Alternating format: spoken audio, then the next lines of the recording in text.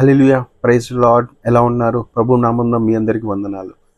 చూడండి, కొన్ని విషయాలలో అవునా మనకి మంచి జరగట్లేదు. ఏం చేస్తున్నా, ఏది పట్టుకున్నా నష్టమే వస్తుంది. ఏం ఆలోచించినా అవునా కీడు అన్నది వెంట వస్తూనే ఉంది. అసలు ఏంటి అర్థం కాని సిచ్యువేషన్లో ఇలా జరుగుతున్నాయి.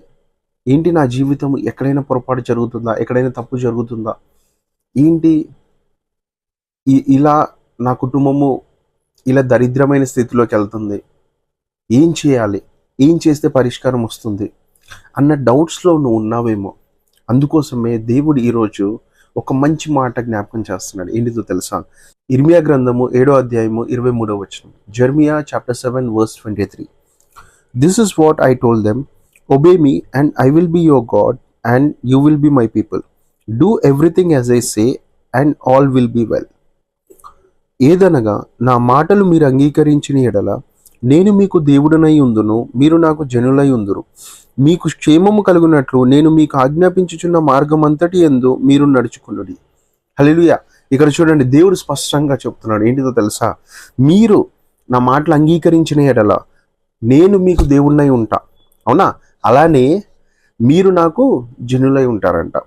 అలాగే ఏదైతే ఉందో, అవునా, నువ్వు ఏదైతే ఆశపడుతున్నావో, ఏదైతే అనుకుంటున్నావో నీ జీవితంలో, ఏదైతే మంచి జరగాలనుకుంటున్నావో, ఒకవేళ ఆయన మాటల్ని నువ్వు విని గైకొని నడుచుకుంటే అవన్నీ నీకు దేవుడు సమకూర్చి, అవునా, మంచి ఆశీర్వాదాలను కుమ్మరించి, ఏదైతే చెడు అనుకుంటున్నావో ఆ చెడుని దేవుడు మంచిగా మారుస్తాడంట. అవునా? ఏదైతే నష్టాన్ని చూస్తున్నావో ఆ నష్టాన్ని దేవుడు లాభంగా మారుస్తాడంట. అవునా? ఏదైతే దరిద్రాన్ని చూస్తున్నాడో ఆ దరిద్రాన్ని దేవుడు తీసేసి, అవునా, ఆశీర్వాదాన్ని కుమ్మరిస్తాడంట. అవునా? అందుకోసమే చూడండి, అందుకే ఆయన యందు గైకొని, ఆయన మాటలు గైకొని, ఆయన యందు నడిచి ఆయనని విశ్వసిద్దాము. దేవుని యందు గొప్ప ఆశీర్వాదాలను చూద్దాము. అందుకోసమే ఈరోజు మంచి అవకాశం వచ్చింది.